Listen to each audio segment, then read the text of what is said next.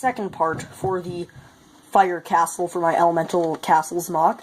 This is going to be one of the smaller castles out of the, just like in square footage, but that's because this is going to have much larger terrain, also in height, but the terrain is going to be a lot bigger and more important.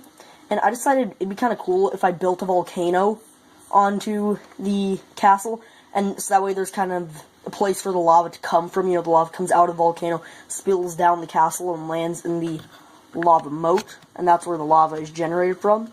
So, also as you can see, I've built the top, covered it with plates. I'm going to now get into building that volcano. You can see I have built up the volcano. I've also redone some of the rockwork at the bottom, so it kind of blends in. And I used this big panel piece with the window just because I thought it would be kind of interesting. And yeah, there's the volcano spouting lava.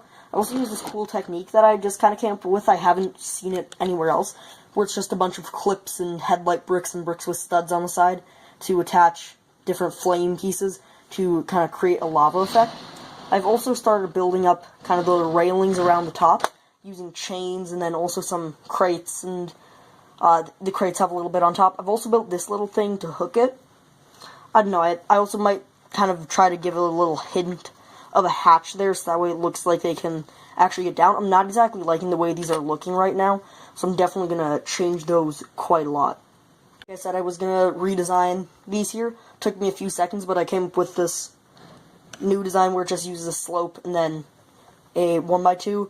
I redid the chains, and then if I pop off that skull there, you can see that this chain is a bit too long, so it doesn't drape across properly. So I kind of built this little pole, so that way you loop it and put it around the pole to get it kind of the correct length. I also decided to put a skull there because obviously, you know, I'm not going to get the skull incorporated on the front like I would like. So I'm putting that skull there, and I'm also going to figure out a way to incorporate more skulls other places. I have not really done much here. What I have been working on is down here.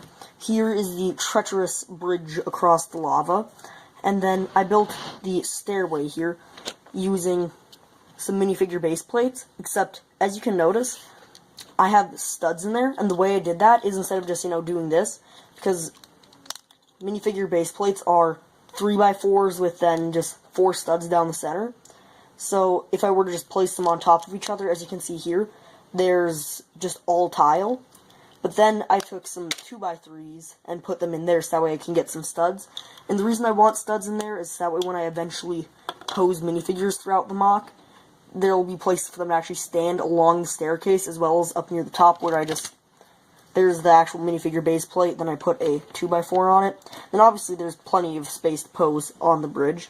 I'm actually going to work on some of the rock work down by the bridge here, and then I'm going to, I don't know what I'm going to do next. I might start doing some terrain, but I think first I'm just going to work on the rock work by the bridge. Some of the rock work switched around sides. I've also kind of redone the columns underneath to fit the new rock work better. And also I just kind of randomly decided I'd build this arch, and I did include a skull on top, as well as kind of 2 arms, and then I have legs for little kind of torches or candles that the fire comes from. And also, in the back here, I did build a little hatch, and, I mean, it can open up, except, oops, I broke it, except there's nothing under the hatch, it's just, there just for decoration. I'm gonna fix that, and I think I'm gonna call it for this episode. Much better.